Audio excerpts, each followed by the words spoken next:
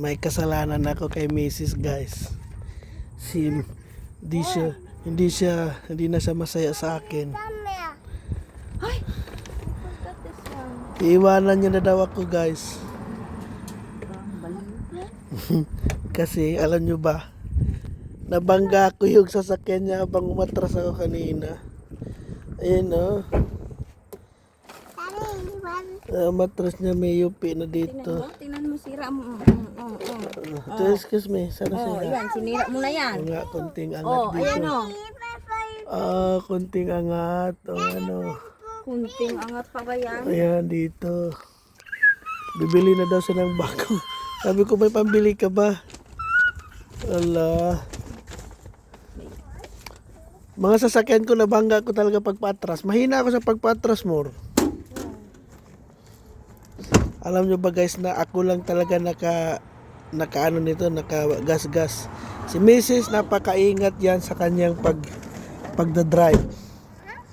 Kahit ganyan yan siya, maingat siya magdadrive. Pero na, ayan o, kawawa naman o. Oh, sayang naman. Pero kasi pag bumili kami kanina, kasi pag patras ko may poste pala, di ko napansin. Sa gilid lang ako na side mirror nakatingin. First time yan nangyari sa sasakyan niya. Sa sasakyan ko guys, ayan o. Ito, ako din nakagawa nito. May gas-gas din. Mahina talaga. Patras din yan.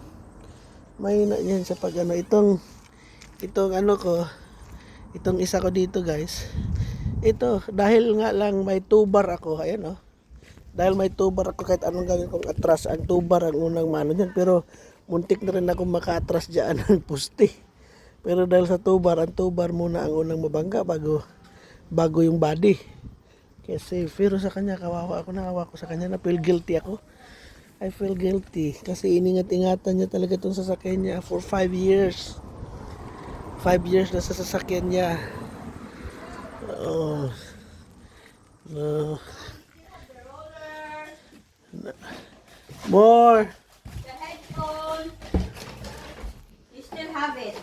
More. Patawarin mo na ako. Patawarin mo na ako. Tawarin bilhin niya. Palitan mo na yan sa sakyan ko. Tingnan mo. Mahal ng ano kasi gusto niya ng bago. Ayaw niya nang ipaayos. Gusto niya na talaga ng bago. Anong paayos? Gagastos lang yan. Palitan mo ng bago yan. Uy! Wala, ang hirap naman nun. Ipayos ko na lang. Palit na lang tayo. Hirap na yung You ano. have it, Mom. Ha? You have it. Ano ipapalit mo? Yung Yung sunog mo na ano? BMW. Bukbuko ko ng BMW.